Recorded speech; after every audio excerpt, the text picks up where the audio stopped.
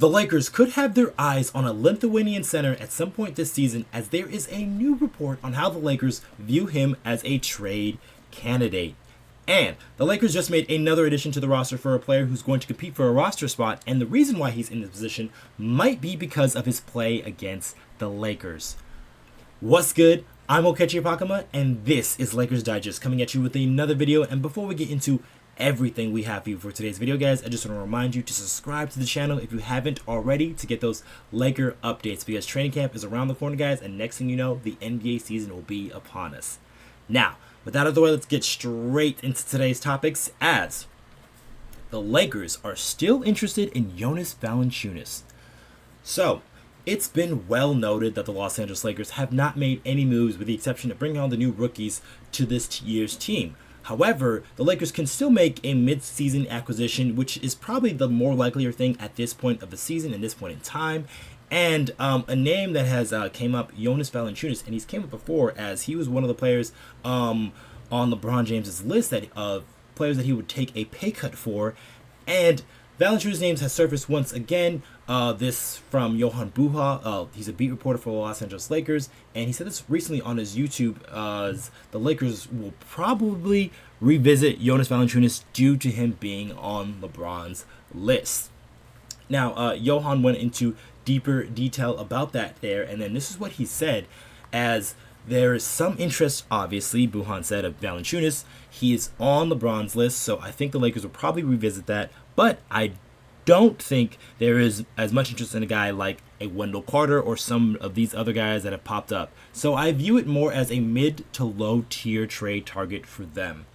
So that is an important distinction there at the bottom, a mid to low tier trade target. So it's not like the Lakers are viewing him as a guy that is very highly sought after and they'll throw in all the assets for, but maybe if he's a guy that became available to them, then they can hopefully maneuver a trade. And since he isn't getting paid too much, he's getting paid around like $10 million per season, you can do that pretty viably with the options the Lakers do have, because they have a lot of guys within that contract range, and then you can trade for somebody and to get a Valanciunas, and it wouldn't cost you too much, obviously, depending on the price of what the Washington Wizards will put him at. So this has a lot of if and then kind of statements happening. So the Washington Wizards would have to be willing to trade Jonas Valanciunas during the season, but it does seem somewhat likely, as the Washington Wizards do not look like to be a team that is going to compete in the Eastern Conference. So it could be very quickly that we can see that Jonas Valanciunas becomes available, and then also depends on what other teams are looking for a center of his caliber.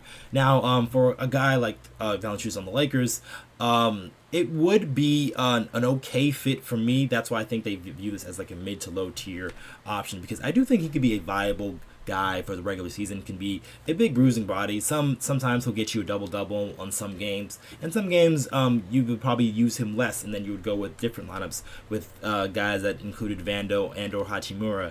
So a guy like him, I think, could be a solid regular season guy, but my issue with him kind of comes towards the playoffs, because he's one of those guys, when the playoffs start, he really shrinks as a player. He can really get sought out there in those switches and those mismatches. He really cannot defend the perimeter whatsoever. And then sometimes, depending on the higher level big men out there, he can't really guard those guys either. And that would be the main purpose if you are trading for a guy like Jonas Valanciunas. Yes, he does have some offensive value as a post-up player, but when you have guys like LeBron James and Anthony Davis who post up well enough for this Los Angeles Lakers team, adding another guy into the mix who doesn't really change your team that much, especially defensively, I think can be a drawback in some ways, because you're kind of nullifying the advantages guys like LeBron James and Anthony Davis are able to create if you throw in Jonas Valanciunas.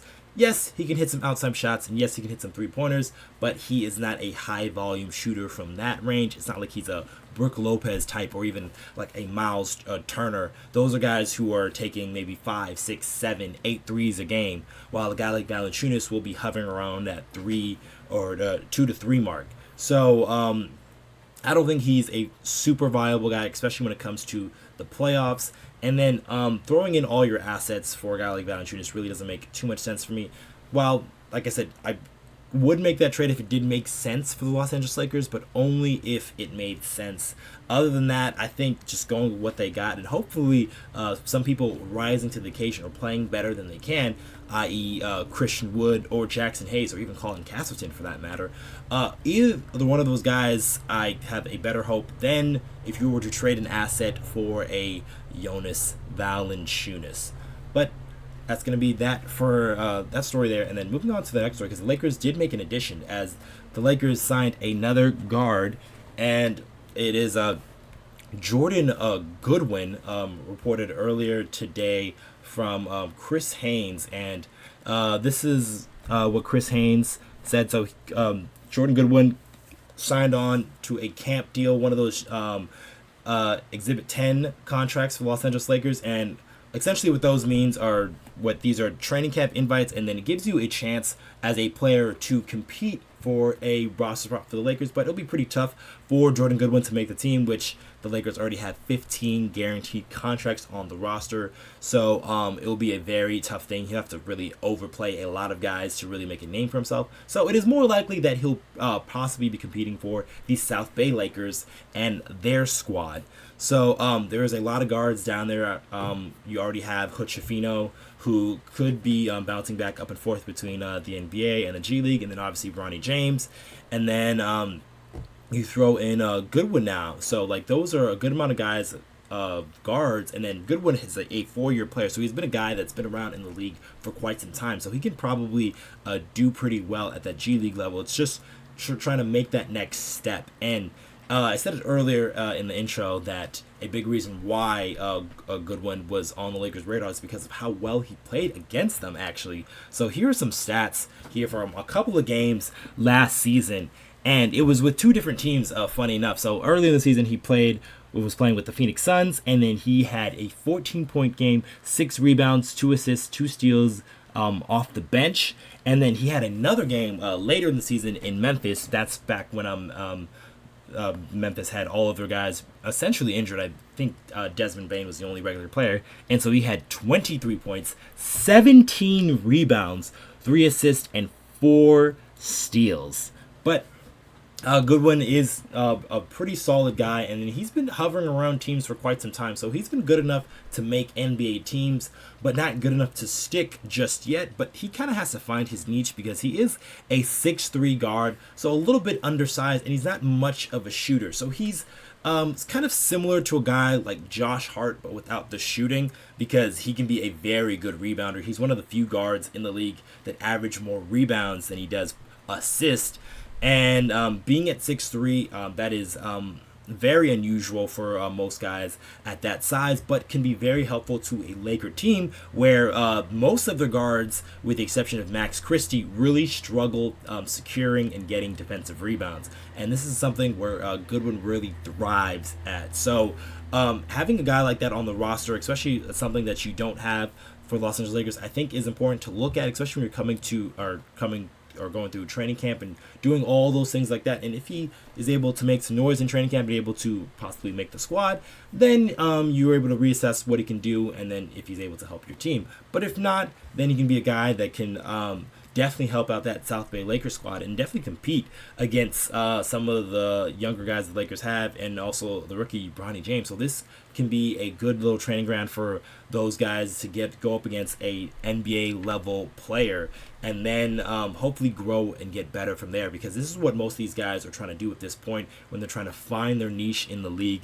They're trying to find something that they're really good at and then stick to it and then improve on some of those things. So Goodwin is similar to like I said, Josh Hart, essentially without the shooting. He can knock down an occasional 3 here or there, but he isn't a high volume shooter in any respect there. And then he isn't also a high percentage guy, as he only shot 30% from 3 last season. But that's going to be it for this video, guys. Let us know in the comments what you think down below of Jonas Valanciunas. Do you think he can be a guy that can help out this Lakers squad? And would you trade assets for him to bring him in on that team-friendly deal there? And then what do you guys also think about Jordan Goodwin? Do you think he can be a guy that is going to factor into this situation for the Los Angeles Lakers and make a name for himself during training camp, or kind of just be another guy that comes through the line and possibly ends up on the South Bay Lakers. Let us know what you guys think in the comments down below. And just one more thing for us. Just remember to subscribe to the channel if you guys haven't already. There's about 78% of you guys who have not subscribed to the channel just yet. And if you guys want more of that Laker news and updates, especially with the season coming around here soon, you guys are going to make sure you guys are subscribed to Lakers Digest. I have been your host, Okechi Apakama, and I'll catch you guys on the next one.